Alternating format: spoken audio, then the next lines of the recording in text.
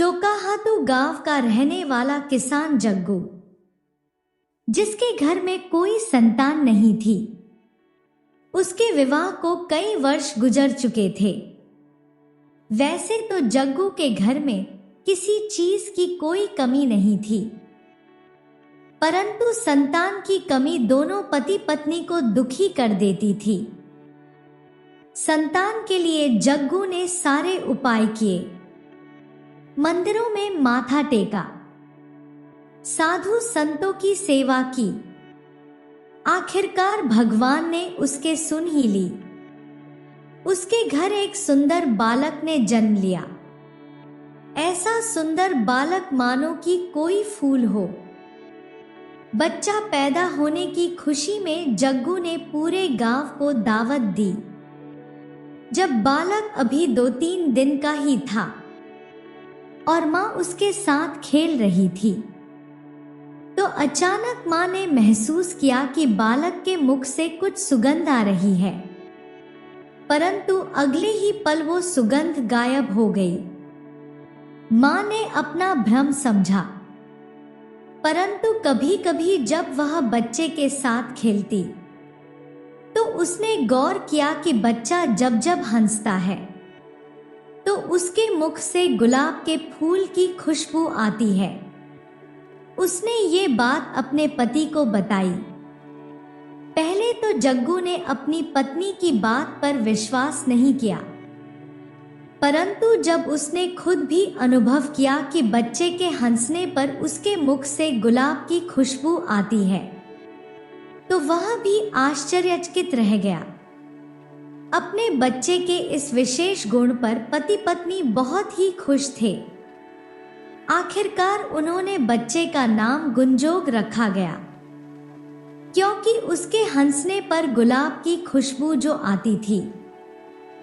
धीरे धीरे ये खबर आस पड़ोस के लोगों को पता चली और गुंजोग की प्रसिद्ध आसपास के गांव में तो क्या पूरे राज्य में फैल गई। धीरे धीरे गुंजोग बड़ा होने लगा। वो जहां भी जाता उसके विशेष गुण के कारण लोग उसका बड़ा ही सत्कार करते। समय बीतता गया, गुंजोग अब जवान हो चुका था। वह किसान का बेटा था, इसीलिए खेती बाड़ी करके ही अपने माता पिता का निर्वाह करता था। एक सुबह की बात है, जब गुंजोग अपने खेतों में काम कर रहा था तो अचानक कुछ सैनिकों ने उसे घेर लिया और कहा कि उसे राज्य के राजा ने बुलाया है। गुंजोग इस अचानक हुई घटना से घबरा गया। उसने पूछा, आखिरकार मेरा कसूर क्या है जो आप लोग मुझे राजा के पास ले जाना चाहते हो? वो हम नहीं जानते। हमें तो राजा की आज्ञा है कि तुम्हें पढ़कर उनके सामने पेश किया जाए। डरे और घबराए हुए गुंजोग को राजा के सैनिक ले गए और राजा के सामने पेश कर दिया गया। राजा ने बड़े ही स्नेह भाव से कहा, हमने जो सुना है कि तुम जब हंसते हो तो तुम्हारे मुख से गुलाब की सुगंध निकलती है और पूरे वातावरण को महका देती है। हम तुम्हारे इस गुण की पुष्टि करना चाहते हैं और साथ ही साथ ये आश्चर्यचकित घटना देखना भी चाहते हैं। इसीलिए हमारा आदेश है कि तुम हंसो। गुंजोग एकदम से सन्न रह गया। उसने ये कभी कल्पना भी नहीं की थी कि इस प्रकार का आदेश उसे मिलेगा। उसने अनेक प्रयत्न किया किंतु विफल रहा। हंसी आई ही नहीं। वो क्या करे? हंसी प्राकृतिक रूप से अपने आप ही आनी चाहिए, तभी गुलाब की सुगंध फैलती है, वरना नहीं। राजा ने उसे अनेक प्रकार से उत्साहित किया, धन और इनाम का लालच भी दिया, परंतु गुंजोग को हंसी नहीं आई। अब महाराज को क्रोध आने लगा। उन्होंने कहा, या तो तुम मेरे आदेश के अवहेलना कर रहे हो, या फिर तुम में कोई विशेष गुण नहीं है और तुम्हारे बारे में सब बातें झूठी हैं। खैर, कारण जो भी हो, तुम्हें इसकी सजा मिलेगी और कारागार में रखा जाएगा। राजा ने आदेश दिया कि इसे नगर से बाहर बने हुए विशेष कारागार में बंद कर दिया जाए और पहरेदारों को खबरदार कर दिया जाए कि यदि किसी कारण से इसे हंसी आ जाए तो तुरंत मुझे सूचना दी जाए। सैनिकों ने गुंजोक को नगर के बाहर बने हुए एक विशेष कारागार में बंद कर दिया। गुंजोक बेचारा कारागार में बंद बहुत ही उदास था। वो सोचने लगा कि उसे कभी आशा भी ना थी कि जिस गुण के कारण उसे सभी जगह सम्मान मिलता है, आज इस गुण के कारण उसे कारागार में सड़ना पड़ रहा है। बेचारा सारी रात कारागार में करवटें बदलता रहा। उसे नींद नहीं आई। कारागार के पास ही एक झोपड़ी थी। उसमें कोई युवक रहता था। कारागार की खिड़की से वो झोपड़ी साफ दिखाई देती थी और वहां की आवाजें भी सुनाई देती थी। अब गुंजोक को कारागार में कोई काम तो नहीं था, तो अक्सर वह खिड़की से उस झोपड़ी को देखता रहता। अगली रात को उसने देखा कि जब घना अंधकार छा गया तो महल की तरफ से कोई औरत उसकी झोपड़ी में आई। औरत की वेशभूषा से लगता था कि वो रानी है। जब गुंजोक ने उसे गौर से देखा तो वह रानी ही थी। रानी ने झोपड़ी का दरवाजा खटखटाया और झोपड़ी के अंदर चली गई। रानी रोज उस झोपड़ी में आती और रात के अंतिम प्रहर में वापस लौट जाती। गुंजोक उस युवक का चेहरा तो नहीं देख पाता था, किंतु दीपक के प्रकाश में इतना अवश्य पता चलता था कि वो हमेशा रानी का इंतजार करता था। गुंजोक ने सोचा कि महाराज को ये बात बता देनी चाहिए, परंतु अपने प्रति महाराज के व्यवहार को देखकर वह चुप ही रहा। एक रात की बात है। रानी को आने में कुछ देर हो गई। युवक झोपड़ी के अंदर कुछ बेचैन सा इधर उधर चक्कर काट रहा था। जब रानी आई तो उसने क्रोध में उसे मारना शुरू कर दिया। रानी चुपचाप मार खाती रही। कहते हैं, प्यार में प्रेमी की मार भी फूलों से लगती है। कुछ प्रेमिकाओं को तो प्रेमी की मार भी आनंदित करती है। खैर, जब युवक का गुस्सा शांत हो गया तब रानी ने उसका हाथ पकड़कर बिठाया और साथ में लाई हुई मिठाइयां उसे खिलाने लगी। युवक को अपने क्रोध पर अब पछतावा हो रहा था। उसने रानी से कहा, मुझे माफ कर दो प्रिय, मिलन में विलंब से मेरी बुद्धि खराब हो गई थी और मैंने तुम्हारे फूलों जैसे शरीर को क्षति पहुंचाई। रानी ने कहा, नहीं प्रियतम, क्षमा नहीं मांगते। तुम्हारे लात घुसों और हाथों के स्पर्श से मुझे असीम आनंद की अनुभूति होती है। मुझे लग रहा था मानो मैंने सारे जहां की सैर कर ली। झोपड़ी के पिछवाड़े एक धोबी बैठा हुआ था। युवक तथा रानी की बातों को वो सुन रहा था। असल बात ये थी कि उस धोबी का गधा खो गया था।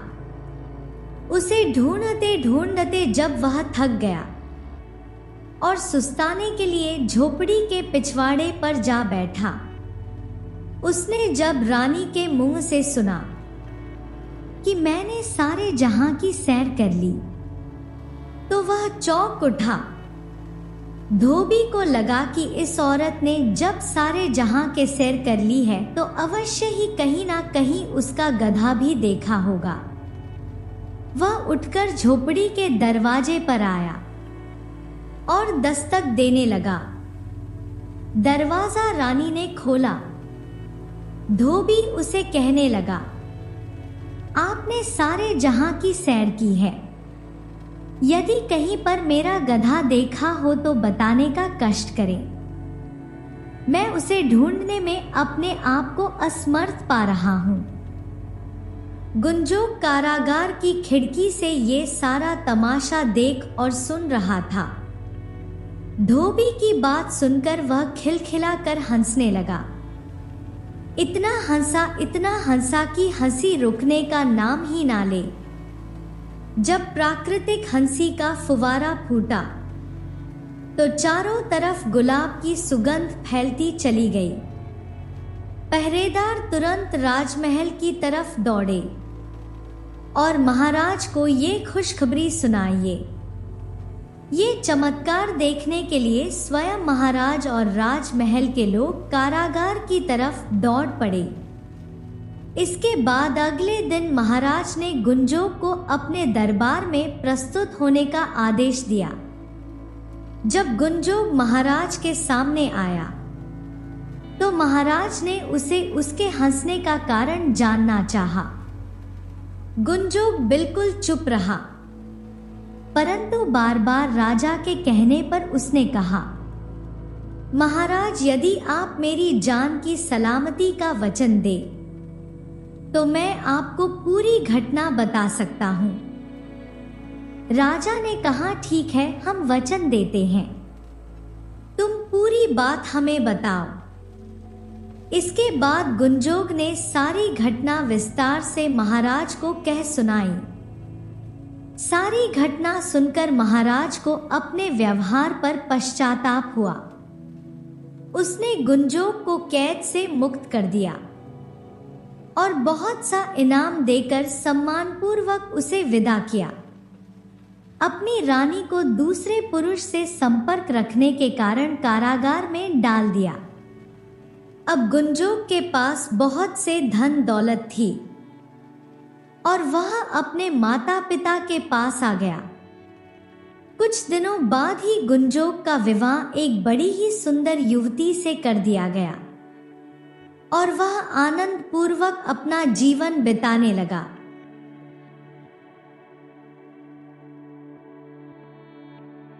शिमपुर राज्य पर राज करता था राजा सूर्यसेन। सूर्यसेन को अपने बगीचों में घूमने का बड़ा ही शौक था। उसे जब भी समय मिलता वो अपने बाग बगीचों की सैर करने को निकल जाता। प्रकृति के बीच में समय गुजारना उसे बड़ा ही अच्छा लगता था। एक दिन वह जब अपने शानदार बगीचे की सैर कर रहा था तो उसने देखा कि एक बारहसिंगा उसके बगीचों में घुस आया है और वो इधर उधर दौड़कर बगीचे में लगे हुए फूल पौधों को तहस-नहस कर रहा था। राजा को अपने बगीचे के पौधे और फूलों से बहुत ही लगाव था। ये दृश्य देखकर राजा आग बबूला हो गया। राजा सूर्यसेन ने तुरंत अपने सैनिकों को आवाज लगाई कि वो बारहसिंगा को पकड़े और राजा खुद भी बारहसिंगा का पीछा करते हुए दौड़ने लगा। बारहसिंगा बगीचे से बाहर आ गया और राजा ने भी उसके पीछे अपना घोड़ा दौड़ा दिया। सूर्यसेन बारहसिंगा का पीछा करते करते अपने राज्य की अंतिम सीमा तक आ गया, परंतु वह बारहसिंगा को ना पकड़ सका। उछलता कूदता बारहसिंगा उसकी आंखों से ओझल हो गया। अब राजा सूर्यसेन थक चुका था। उसकी वहां से आगे जाने की इच्छा नहीं हुई तो वह वहीं पर रुक गया। मौसम बहुत ही गर्म था और राजा को प्यास भी लगने लगी। उसने नहाने की सोची। जब वो नहा रहा था तो एक चोर उसका घोड़ा और कपड़े लेकर भाग गया। चोर अपने पुराने कपड़े वहीं पर फेंक गया। राजा के लिए अब बहुत ही खराब हालत हो गई थी। अब वो क्या करता कि अपने महल में वो वापस कैसे लौटे, क्योंकि बिना घोड़े और बिना कपड़ों के लोग उसकी हंसी उड़ाएंगे। राजा ने वहां पर पड़े हुए चोर के पुराने कपड़े पहन लिए और अपने पड़ोसी राज्य को घूमने के विचार से राज्य की सीमा को पार करके दूसरे राज्य में चला गया। बहुत दूर तक राजा सूर्यसेन चोर के कपड़ों में घूमता रहा। तभी उसकी नजर झाड़ियों में चमकती हुई एक वस्तु पर पड़ी। राजा ने तुरंत वो वस्तु उठा ली। ये वस्तु चमकता हुआ एक मोतियों का हार था, वह भी बहुत ही कीमती मोतियों का हार। राजा सोचने लगा, भगवान का लाख लाख धन्यवाद जो ये मोतियों का हार मुझे मिल गया। अब मैं अपने लिए नए कपड़े और एक घोड़ा खरीद सकता हूँ। चलो चलकर इसे बाजार में बेचने की कोशिश करता हूँ। चलते चलते वह पड़ोसी राज्य के बाजार में जा पहुंचा। वहां वो एक सोनार के पास गया और कहने लगा, सेठ जी, क्या तुम मुझसे एक मोतियों का हार खरीदोगे? मेरे पास बेचने के लिए एक कीमती हार है। मैं एक नदी पार कर रहा था तो मुझे वहां पर यह हार मिला। सोनार बोला, दिखाओ तो कैसा कीमती हार है।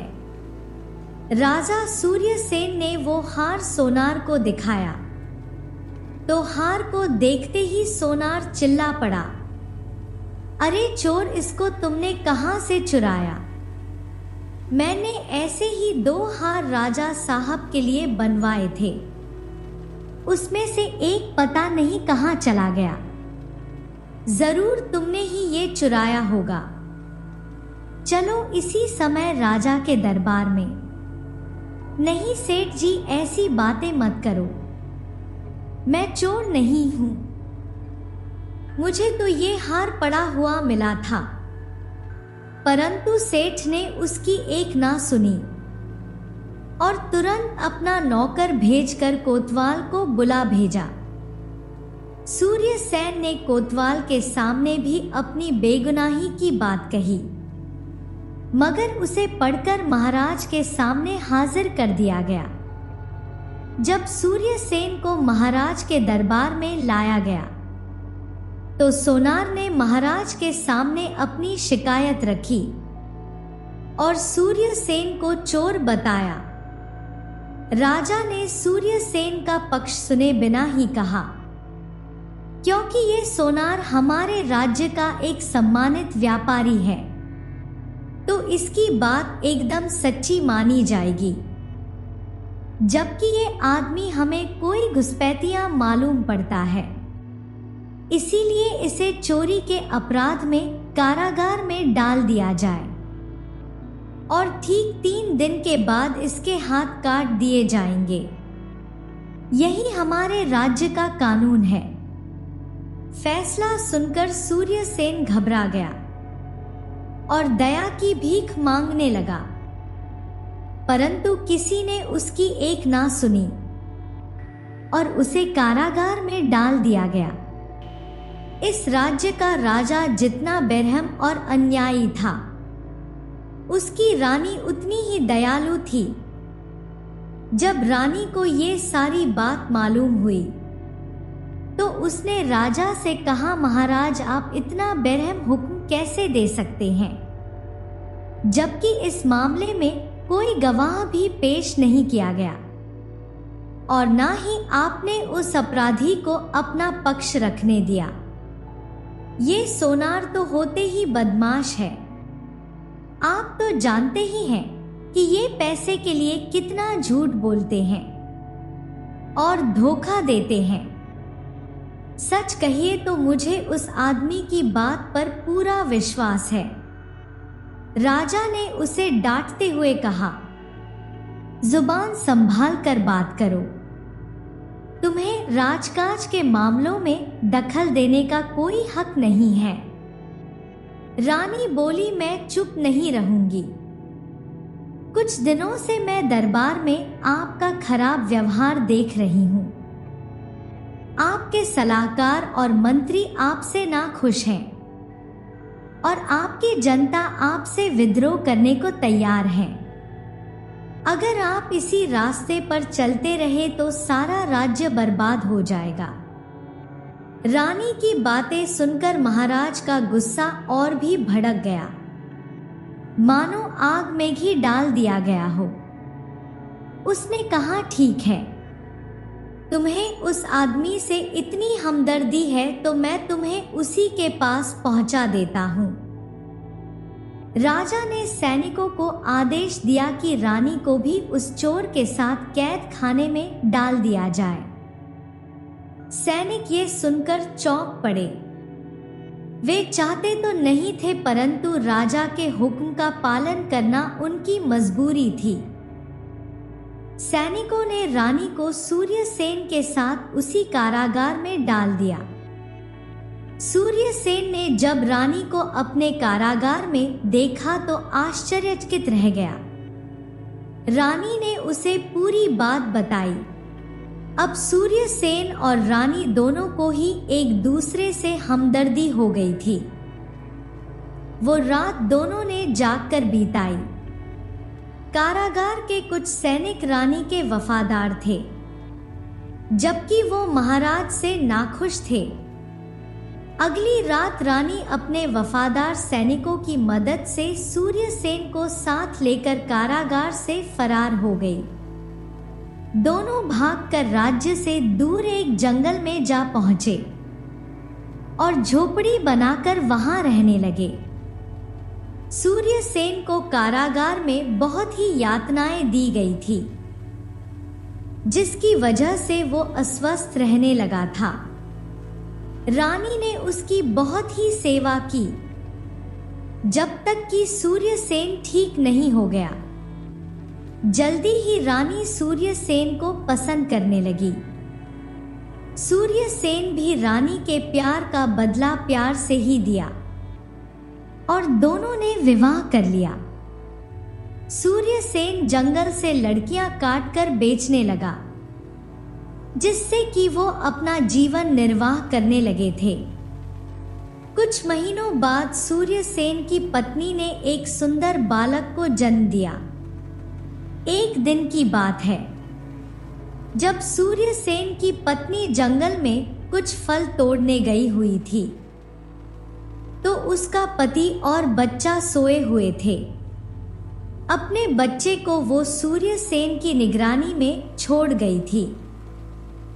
घुटनों के बल चलते चलते बच्चा नजदीक के ही एक कुएं के पास जा पहुंचा और कुएं में गिर गया। जब सूर्यसेन की आंख खुली तो बच्चे को वहां ना पाकर वो बहुत ही दुखी हुआ। वह तो बिल्कुल पागल सा ही हो गया था और चिल्ला चिल्ला कर रोने लगा। कहने लगा, लगता है कि मेरे बच्चे को किसी जंगली जानवर ने खा लिया है। अब मैं क्या करूं? इसकी मां को मैं क्या मुंह दिखाऊंगा? शाम के समय जब उसकी पत्नी जंगल से लौटी तो ये जानकर वह भी दुखी हुई कि उसका बच्चा वहां पर नहीं था, पर वह एक बहुत ही बहादुर और समझदार स्त्री थी। इसीलिए उसने खुद भी धीरज रखा और अपने पति को भी समझाया कि हमारी किस्मत में ऐसा ही लिखा हुआ था, आप दुख मत कीजिए। रात के समय सूर्यसेन सो नहीं सका।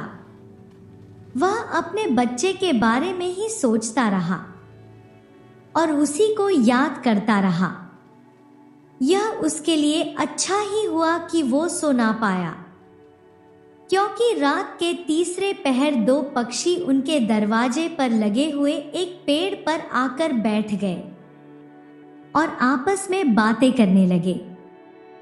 एक पक्षी ने कहा, दोस्त देखो दुनिया में कितनी मुश्किलें हैं। जरा देखो इस आदमी के साथ क्या हुआ। इसको अपना देश छोड़ना पड़ा और बेचारा दूसरे देश में भिखारी की तरह रह रहा है।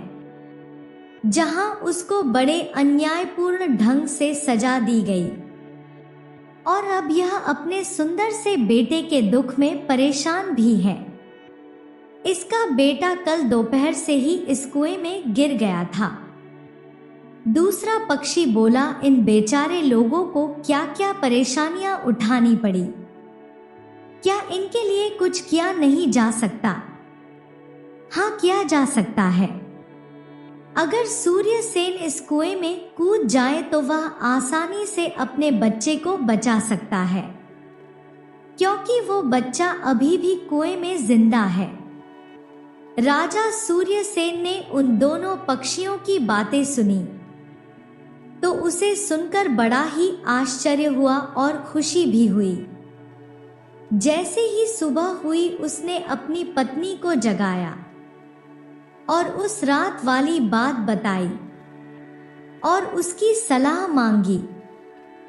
रानी बोली, आप पक्षियों की बातें मानकर कुएं में कूद जाइए। राजा उसी समय कुएं में कूद गया और उसने अपने बच्चे की जान बचा ली। इस घटना के कुछ दिनों बाद जब सूर्यसेन और रानी सो रहे थे तो अचानक कुछ आहट सुनकर चौंक गए। बाहर देखा तो कुछ सैनिकों ने उन्हें घेर रखा था। वह भय के मारे कांपने लगे कि शत्रु राजा ने उन्हें फिर से पकड़ने के लिए सैनिक भेजे हैं। परंतु तभी सूर्यसेन का एक पुराना मंत्री उसके सामने आया और अपने राजा को प्रणाम करते हुए कहा, महाराज, आखिर हमने आपको ढूंढ ही लिया। उसे देखकर सूर्यसेन बहुत ही खुश हुआ। तब मंत्री ने बताया कि उसने अपने गुप्तचरों की सहायता से सूर्यसेन को ढूंढने में सफलता पाली है और ये भी बताया कि उसके राज्य की जनता बेसब्री से सूर्यसेन का इंतजार कर रही है। अब राजा अपनी पत्नी और बच्चे के साथ अपने राज्य वापस चला गया। सूर्यसेन फिर से अपनी राजगद्दी पर बैठ गया और पहले की तरह ही राज करने लगा। गद्दी पर बैठते ही सूर्यसेन सबसे पहले ये काम किया कि अपनी सेना को लेकर उसने उस राजा के ऊपर चढ़ाई कर दी जिसने उसके साथ बुरा व्यवहार किया था। इस युद्ध में सूर्यसेन जीत गया और वह दूसरा राजा हार गया। शत्रु राजा सूर्यसेन से दया की भीख मांगने लगा। शत्रु राजा ने बताया कि इन दुष्ट सोनार की वजह से उसने सूर्यसेन के साथ ऐसा व्यवहार किया था। अब वह उसको जाते ही सजा देगा।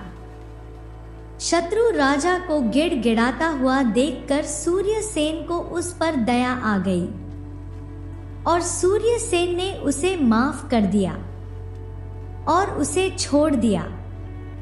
उसके बाद सारे राज्य में शांति और खुशहाली फैल गई। सूर्यसेन अब अपनी पत्नी और बच्चे के एक खुशहाल जीवन बिताने लगा।